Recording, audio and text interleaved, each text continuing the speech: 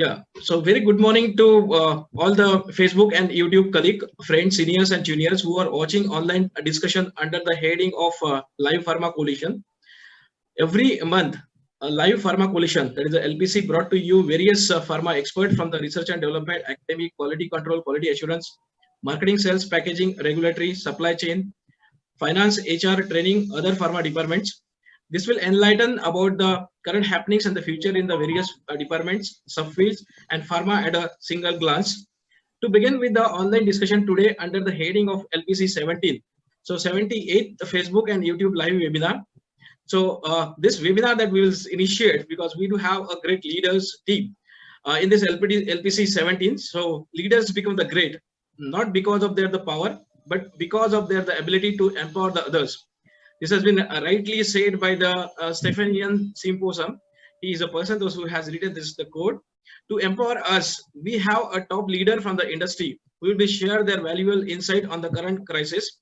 In today's the 78th Facebook and YouTube live webinar, we have a pharma experts from the pharma industry, Mr. Debashis Sarkar sir, Mr. Amit Mahla sir, Mr. Prashant Mohanty sir, Mr. Anil Fernandez sir, also the renowned personality in learning and development, L&D, as well as the sales and marketing, Mr. Yashwant Mishra sir and ICS Verma sir, along with the Vinod Vaswani sir as a moderator and panelist.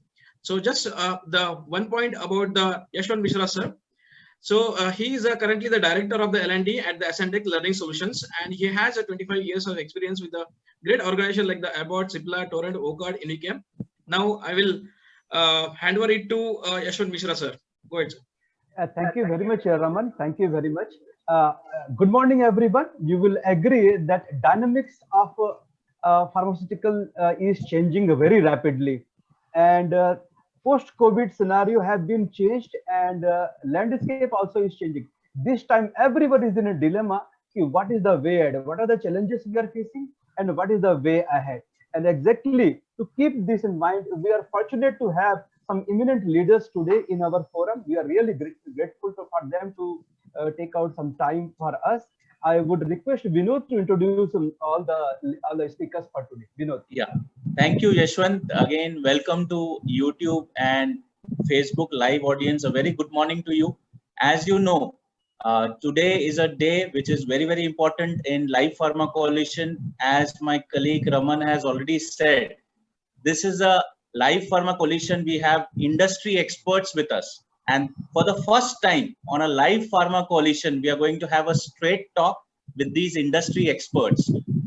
Debashis sir, Mr. Debashis Sarkar, he is Senior Vice President with Macleods. Mr. Amit Mahla, he is a CEO of InnoCare Life Science. Mr. Prashant Mohanty, he is a Director on Board on Galactus Healthcare.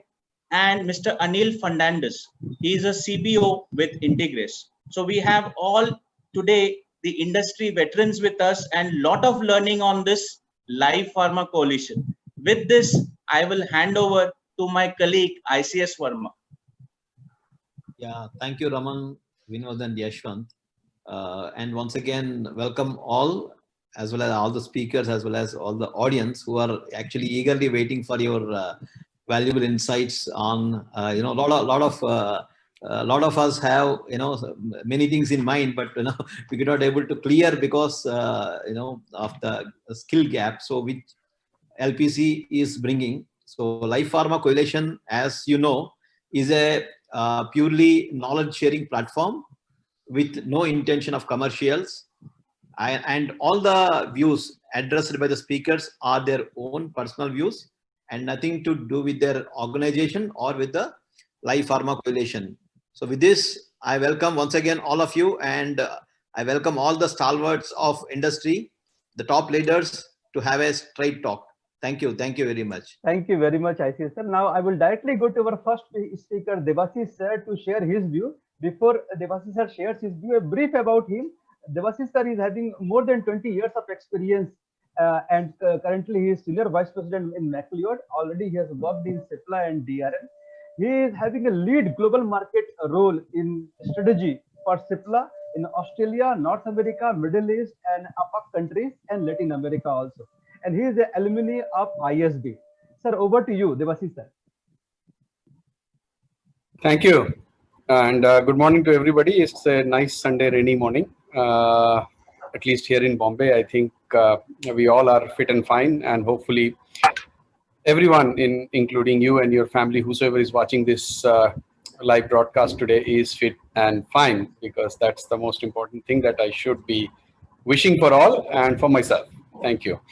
And I again would like to thank Life Pharma Coalition and Yashwant for actually inviting me to be a part of this forum. And it's nice to see that it is the 17th one, and definitely a lot of people have shared their views. And I'm sure it would have enriched everybody, and that is why we see a lot of people coming in to join us in this Sunday morning on this auspicious occasion of Ganesh Chaturthi, which is going on. So thank you for having me here, Ashwant. And I have very brief views here. And as you said in your nice disclaimer, these are all personal, nothing to do with organization as well as Life Pharma Coalition. And hopefully these are not as non-commercial as I would like to be. But again, we are all part of this industry, and we actually are very proud to be, because pharma industry as a whole, irrespective of companies, is very resilient. And again, the second thing that always kind of helps me to rise early and go to work is the fact that India is the pharmacy capital of the world, and what we are doing here is actually impacting everybody across the world. And there is no small feat. I don't think there is any other industry other than IT probably which has got such huge recognition from India globally. And and I have been lucky to travel and work in many parts of the world, and the views are echoed, and the respect is immense. So I think during these times, there are few thoughts which comes to your mind. Number one is, of course, how do we survive these difficult times? And it is industry respective. It is not industry specific that these thoughts are there.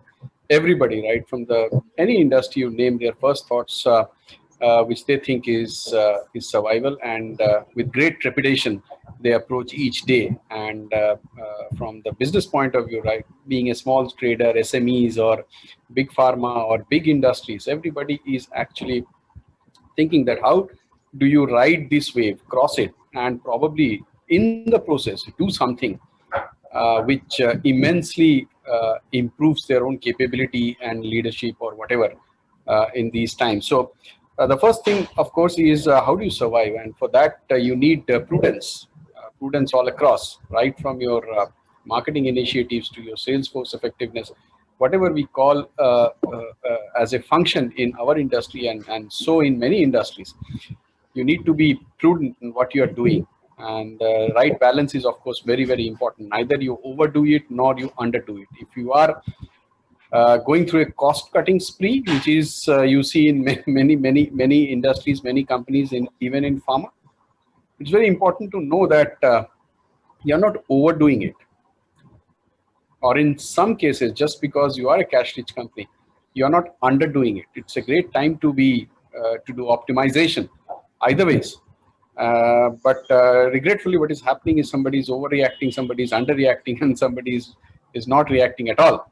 So that is what is going on, and I think it is expected also, because nobody knows what is the end of it, and we do not have a nice what do you call modeling studies in India, at least, that when this epidemic will peak and when it will subside. Everybody guesses, including ICMR, that every month probably it is going to be the last month. So that is point number one. And the second thing, of course, which everybody tells, and it is now hackneyed, but I would like to repeat it, is it's a great opportunity to learn. Probably listen as much as you speak, or even more listening than speaking, of what people are doing, and keeping your eyes and ears open. Because right now, because you are not physically present in different parts of the market, or you are not physically with your customers, you are only virtually, you probably are missing a lot of things which people are doing, and it is probably not reaching to you as fast as it would have reached. And giving an example, if 6,000 people of a large pharma company currently where I'm working in were in the market, the kind of news it used to give us, right from doctor's practice to anything, would have been immense. And similarly, when the agencies give you the news, the reports, the data that you get, when everything is fully functioning, is of course totally altered right now. So suddenly from a data overload and data rich environment, you are actually into somewhat restricted or data. I mean, data is still there, but the kind of grapevine information or heuristics used to get, mental heuristics used to get by being in the market is probably not happening right now. So you don't know, and which is creating a lot of uncertainty and question mark across. So I guess this is the second most important in this environment. Listening is very, very important, and part of me why I wanted to be here is to listen to others and to get the questions, what is bothering people, because listening for me will be a very important thing going forward. What I've seen in this general context, and it's again a great feeling that you see people helping each other, right? In this overall pandemic situation, there is a lot of help which is available. For me, I have helped very, very unknown people, even remote pharma guys who didn't probably have in touch with me for last 2-3 years, but they have suddenly called because they needed an injection or a drug which is required by urgently, and they were not getting it because we saw scarcity at its peak of very, very important anti-COVID medications, which people came craving to me about, and I was very glad to help. And suddenly, I don't know, but I made 50 phone calls, 20 phone calls, 30 phone calls to give people a bed in a hospital in Bombay, or probably arrange for 1 vial or 2 vial of a requisite medicine, which I think is happening all across. It's not that I am doing it. I think everybody, each one of you is doing it. And that tells me one of the major things that I always believe in has suddenly got a huge importance today, which is you have to forge partnerships. And you'll have to realize that as an organization, you may be as big as you are. And as an individual, you may be leader of a 9,000 strong field force doing 5,000 crore sales, but you are not enough, right? You'll have to realize your limitations, that probably you are not enough and you cannot do everything in the world. And for that, you need partnerships, because you do not possess all the skill sets. Neither you can develop in last 3-4 months by spending hours on Zoom calls or whatever to retrain yourself, but still you need partnerships. So I guess for me, one way of capacity building is, of course, learning and training. But the second way of capacity building is finding able partners and approaching them continuously on a daily basis to forge partnerships, to augment yourself and to be in a great position, actually,